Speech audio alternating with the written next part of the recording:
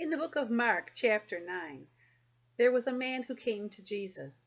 His son needed healing, and he said that he'd taken him to the disciples, but they were unable to heal them. The Lord challenged him about the necessity of having belief in order to do what he needed to do.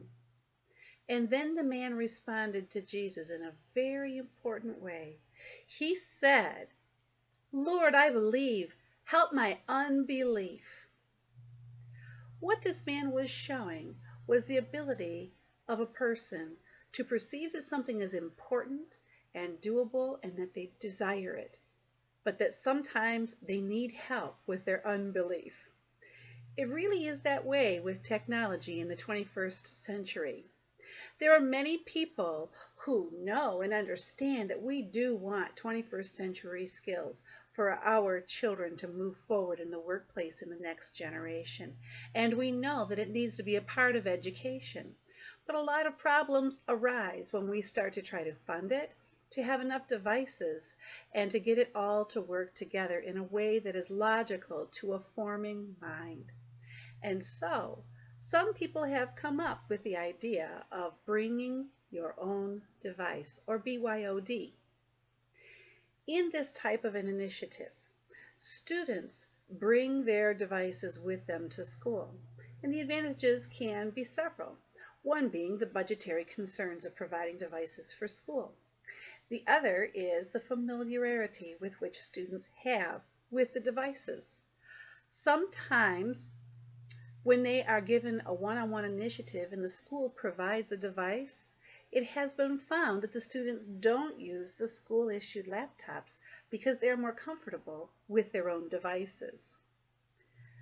I would suggest probably a blended opportunity where students who don't have devices could in fact get a loaned device from the school. Nonetheless, the idea of BYOD has been a viable option. Because it is new, and because our structure in our classroom has to surround around meeting learning goals and not just getting devices used, we have to make sure that this is a viable option.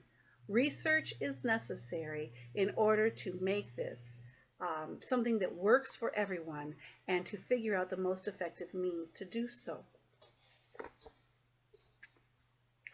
By identifying the barriers of readiness, schools implementing personal mobile devices into existing curriculum need to explore this and have information developed regarding BYOD. With students now so technologically savvy, sometimes they actually are ahead of their own teachers. But just the same, them bringing the devices to school is a natural progression within their education to what their life is like outside of school. The future actually relies on a variety of devices to complete tasks, and Walling, in his article on 2012, describes that there really are not enough in the schools and that we need to bring more in. Therefore, research of BYOD is something that all stakeholders can benefit from. All of them, administrators, technologists, parents, teachers, and students, want to find out which devices work well in the classroom and how this program can be made viable and fundable. Exploring the results of successful implementations of BYOD and failed ones will offer us information for our budgetary decisions, our bandwidth allocations, for firewall computer security, and classroom management.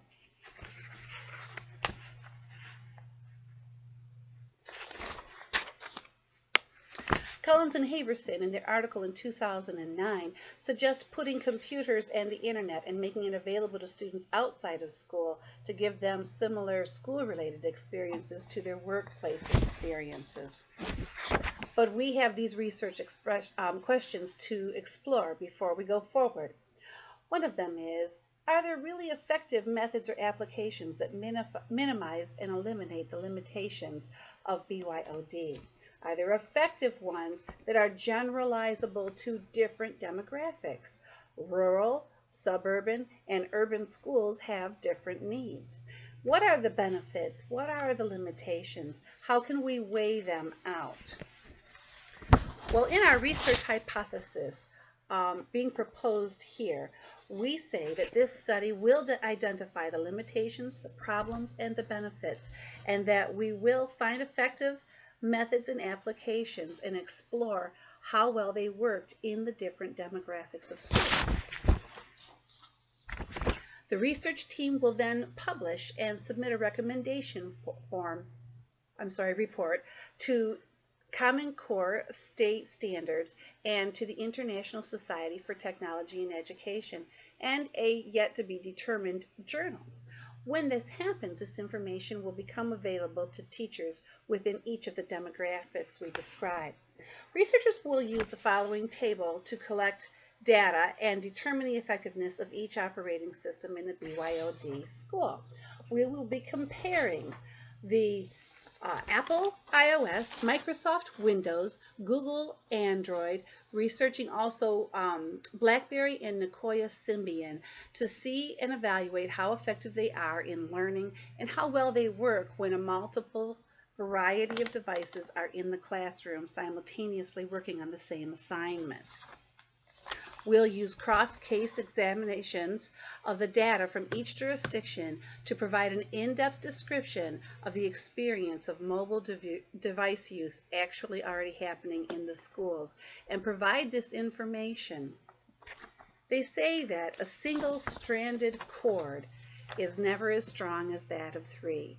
If we can take these three types of districts, find out what works, and report it all to one another, everyone will be able to increase their use of technology in education. This recommendation report will help guide and support implementation of BYOD regardless of demographic. Thank you for listening.